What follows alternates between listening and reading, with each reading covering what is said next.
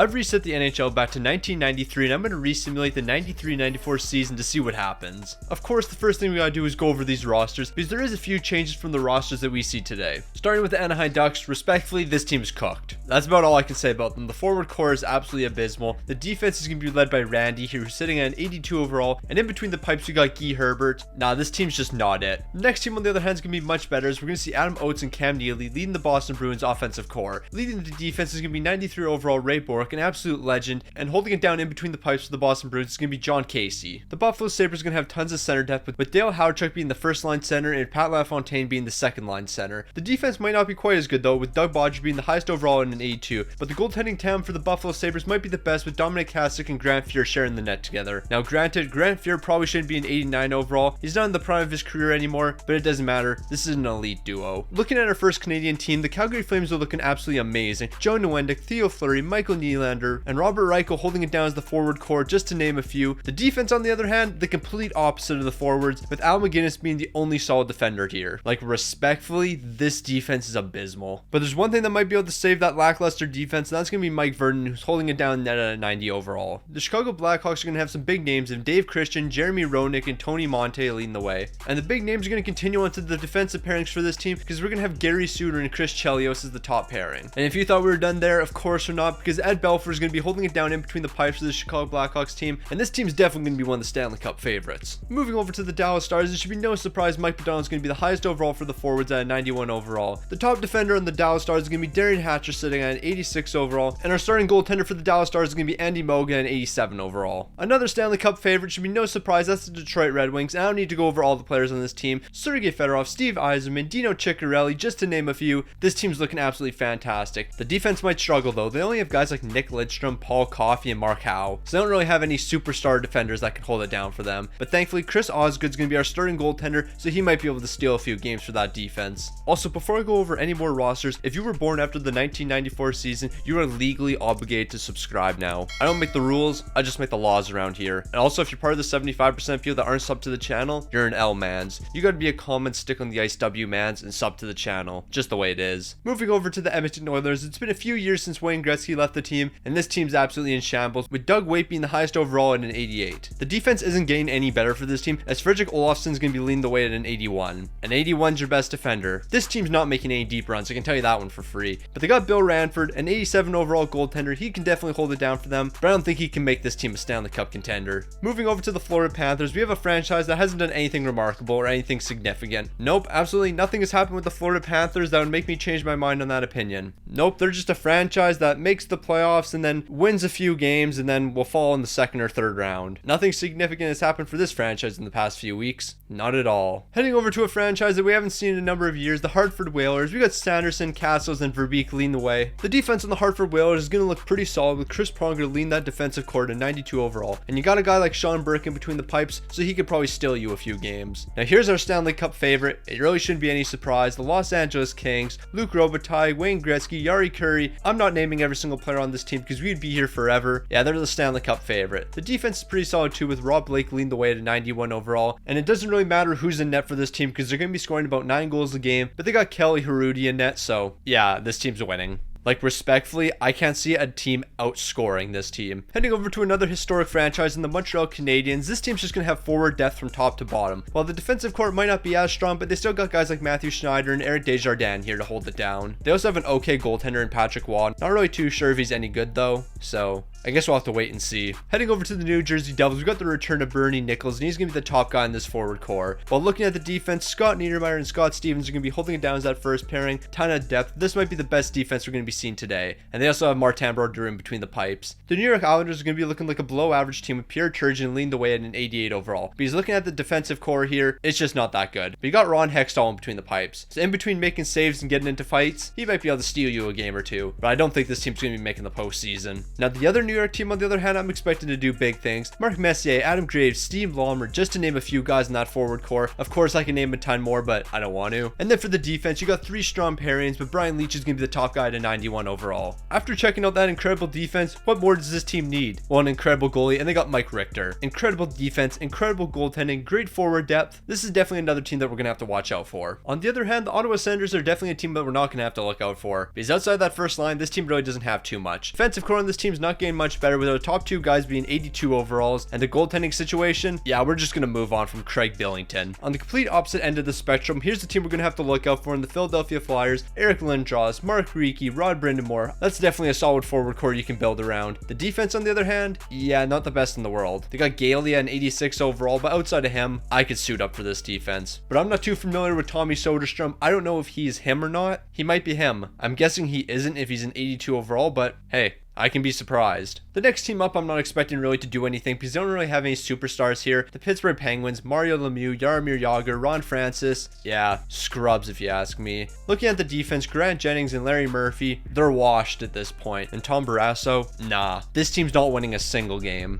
I'm joking, by the way. Just want to clarify that. This team will probably win about 56 games. Heading over to the Quebec Nordiques, offensive power is definitely not going to be a question for this team. Joe Sakic, Max Sedin, and Owen Nolan are going to be some of the top guys here. The defense, on the other hand, might be a problem, but luckily they have Adam Foote, who's an 88 overall. The goaltending situation might be hurting this team a bit, though, because they don't really have a superstar in net. They have Stéphane Fizet. I'm assuming that's how you pronounce it. I'm using Google Translate right now. I honestly have no clue how to pronounce half these names. The San Jose Sharks are comprised of a bunch of players I can't pronounce. Igor Larionov's going to be our number 1 center, while Ray Whitney's going to be our second line left winger. Moving over to the defense, we got Sandis Ozolish, who's an 85 overall, and he's going to be the top guy here. And in net for the San Jose Sharks is going to be Artis Irbe. I use Google Translate for like 90% of these names. So if I pronounce it wrong, blame Google Translate or my inability to understand Google Translate when saying these names. It's one of the two and it's probably me, but we're going to blame Google Translate. So shout out to Google. They're holding it down for me. So now we got the greatest franchise of all time, and I can definitely say some of the names here. Brandon Shanahan, Peter Stastny, Brett Hull, just a few of the legends that played for this franchise. Moving over to the defense, Phil Housley's definitely going to be holding it down for us. Probably going to pick up about 140 points this season, but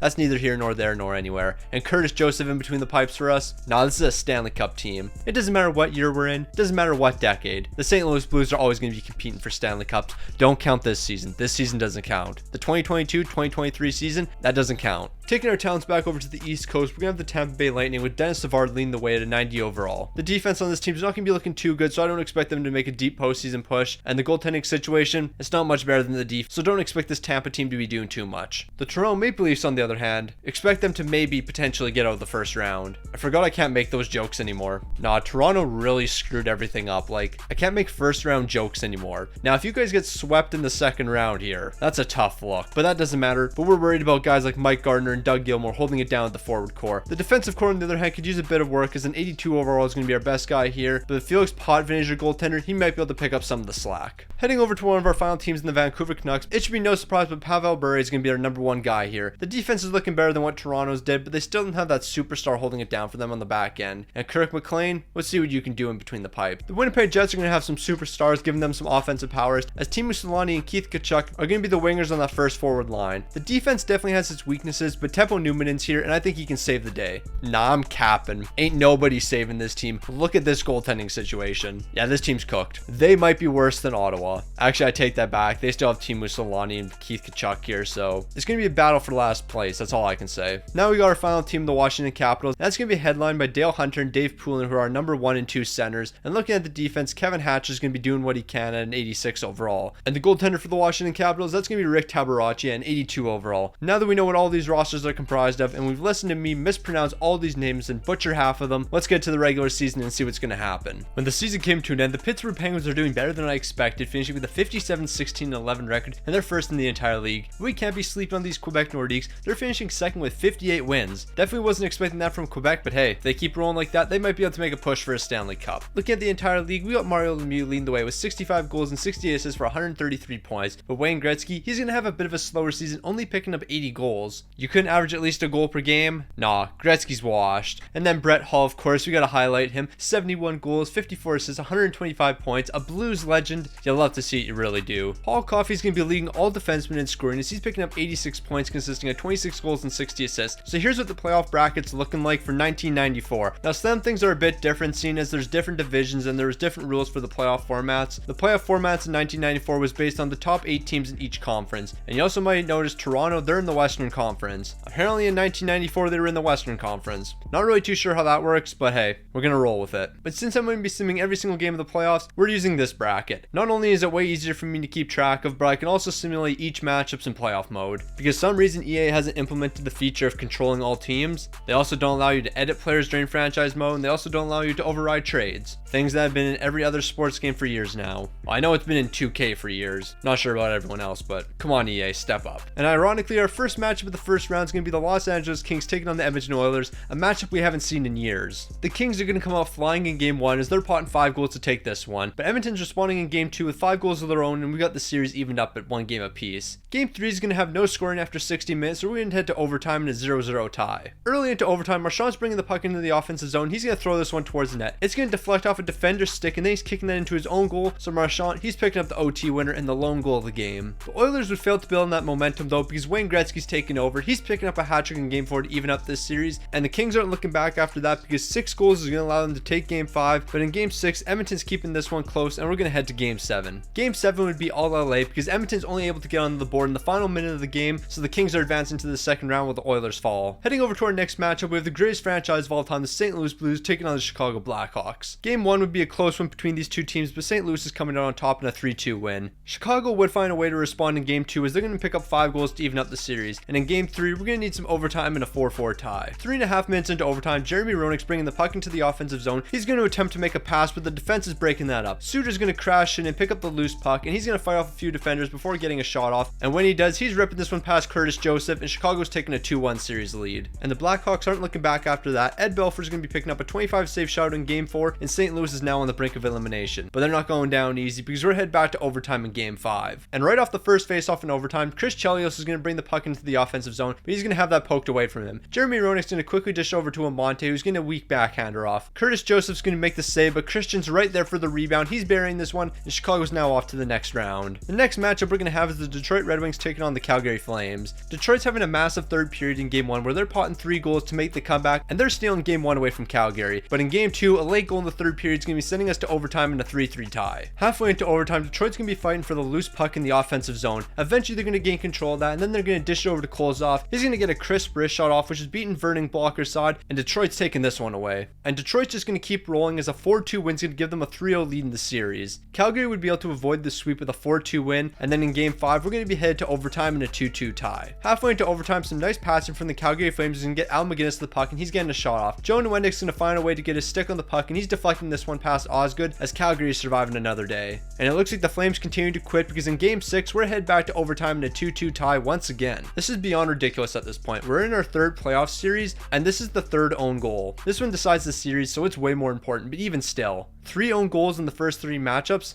That's ridiculous. But it doesn't matter because we're going to head over to our next matchup, which is the Toronto Maple Leafs taking on the Vancouver Canucks. We're going to pick up right where we left off with Vancouver and Toronto heading into overtime in game 1. So this might not be an own goal, but it might as well should be. This is a poke check into the back of the net. The defenseman got the puck and allowed it to be poked away from him in between the goalie's legs, and Toronto's taking game 1. And you know what we haven't had enough of? Overtime games. So let's head back to one in game 2. And here we are in triple overtime because these goalies refuse to quit. But eventually Courtnall's going to get free. He's teeing one up. He's beating the goaltender, and he's evened up the series for Vancouver. But of course, Toronto doesn't want this series to be tied up for too long, so they're going to be taking game 3 5-1. But Vancouver refuses to allow Toronto to build on that momentum as they're going to even the series up with a 4-1 win in game 4. McLean's going to stand on his head in game 5 as he's picking up a 29 save shutout to put Vancouver 1 game away from the next round. And the Vancouver Canucks aren't letting McLean down. They're scoring 3 goals in game 6 and they're off to the next round while Toronto falls in the first round. And I can't even make a joke about it. You hate to see it. Now we have the Western Conference all set. Let's head over to the East where we have the Pittsburgh Penguins taking on the Hartford Whalers. So Hartford's going to make a statement in game 1 as they're going to be taking this one away from the Penguins 5-4. 4, and they're going to build on that momentum heading into game 2, where they're going to be scoring 6 and now have themselves a 2-0 series lead. Ain't no way the 57-win Pittsburgh Penguins are falling in the first round. That would be a tough look. Eventually, the Pittsburgh Penguins are going to start playing up to expectations as they're going to be taking game 3 3-1, but Hartford's responding in game 4 with their own 3-1 win, and now they're one game away from the next round. Nah, let's just allow Hartford to advance already. 3 unanswered in the third period to force overtime. Pittsburgh, you guys had this game all wrapped up, but you choked. Nah, Hartford deserves to win this one. And that's exactly what's happening in overtime as Hartford's going to throw the puck towards the net. Barbasso's going to poke it away, but Storm's going to be right there and he's going to beat the goaltender, and the Penguins are falling in the first round in 5 games. That's a tough look for this franchise. You should have cruised through the playoffs. With the Penguins falling and Hartford advancing, we got to figure out who they're going to be taking on, and we got the Rangers taking on the Montreal Canadiens next. Mike Richter's going to have a fantastic game 1 as he's picking up the 26 save shutout, and that's going to continue into game 2 as he's making 28 saves to allow the Rangers to take a 2-0 series lead. Game 3 would have a lot more scoring as the Rangers are going to be potting 4 goals in the third period to force overtime. 8 minutes into overtime, Graves is going to bring the puck into the offensive zone where he's giving it over to Messier, and Messier, he's going to launch a rocket towards Patrick Waugh. Waugh can't make the save, and the Rangers now have a 3-0 series lead. And in game 4, a Mark Messier hat-trick is going to allow the Rangers to advance while Montreal is falling in a sweep. Heading over to our second last matchup of the first round, we have the New Jersey Devils taking on the Washington Capitals. The Devils are going to be taking a close game 1 3-2, and they continue to build on that momentum into game 2, taking this one 5-1. After having a 4-1 lead, the Washington Capitals are going to fight back and they're going to force overtime in a 4-4 game. And then in overtime, Washington's going to complete the comeback as Bondra's ripping a shot past Martin Brodeur to end this game. The goal scoring would continue for Washington in game 4 as they're going to pot 5, and now the series is evened up. And speaking of things that are evened up, in game 5, this one's tied 1-1, and we're going to need some overtime after 60 minutes. 5 minutes into overtime, McLean's going to get the pass in the slot, and he's going to get a one-timer off. The goaltender's going to make the save, but Lemieux, he's going to pounce on the rebound. He's burying this one in the back of the net, and the Devils are now one game away from the second round. And in game 6, late in the third period, Scott Niedermayer is going to be the hero. He's going to score the game winner, and the Devils are now off to the second round. But first, we got to figure out who they're going to be taking on, and we got the Quebec Nordiques taking on the Buffalo Sabres.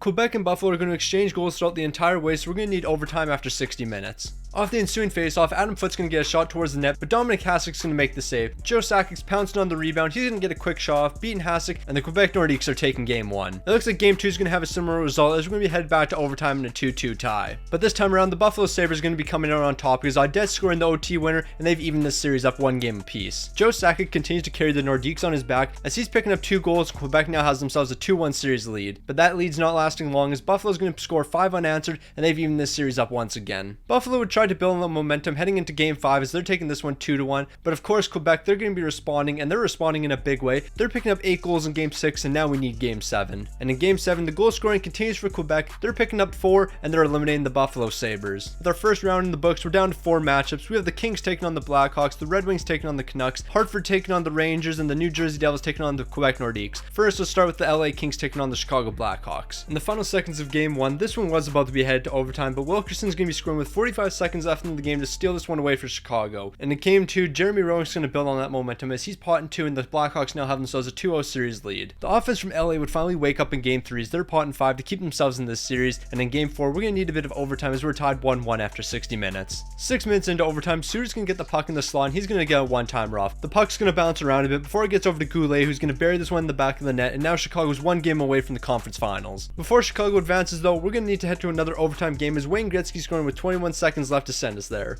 And ironically, the Chicago Blackhawks actually will be advancing to the conference finals as Amont's going to be found on the doorstep. He's going to bury this one in the back of the net, and Chicago's advancing, eliminating the Los Angeles Kings, another one of the favorites to win the Stanley Cup. Moving on to our next matchup, we have the Detroit Red Wings taking on the Vancouver Canucks. We're going to continue where we just left off in overtime as we're going to be headed there in game 1 in a 3-3 tie. Early into overtime, Paul Coffey's just going to prove that he's him. He's going coast to coast on this move, getting past both defenders. He's burying this one in the back of the net, and Detroit's taking this game away. But one overtime game is going to be enough as in game 2 we're headed back in a 4-4 tie. On the ensuing faceoff, I can't even explain what's happening here. The puck's just bouncing around a lot, and eventually it's going to end up in the back of the net. I think this is an own goal. Who knows, but Detroit's taking this one. Vancouver would be lucky enough not to fall to a 3-1 deficit as they're going to be taking game 3 3-1, but the offense from Detroit's just too elite. They're scoring 6 in game 4, and now they're 1 game away from the next round. And in game 5, it's all over for the Vancouver Canucks. Osgood's making 27 saves. He's picking up the shutout, and the Detroit Red Wings are off to the conference finals where they're going to have to take on the Chicago Blackhawks. Before we get to the conference finals though, we still got to figure out the Eastern Conference, and we got the Hartford Whalers taking on the New York Rangers. Since we haven't had enough overtime games in the second round, we're going to start off with one in game 1 as we're tied 2-2.